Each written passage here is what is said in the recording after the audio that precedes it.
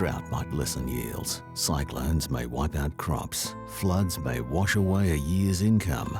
But our 318,000 farmers, for 365 days a year, get out of bed to feed the other 26 million of us, sometimes for a grueling 20 hours during harvest. In fact, 95% of what we eat is grown here in Australia and feeds billions around the world. Populations larger than ours rely on our grain, sugar, beef and lamb. They're also warmed by our wool, cooled by our cotton, and nourished by our dairy products. Our farmers export over 1 billion tonnes of grain, beef, lamb, dairy, rice and cotton. They don't get massive subsidies and have productivity gains every year for more than 50 years. They grow rice with 5 times less water. They have created jobs for thousands. Ingenuity, adaptability, commitment.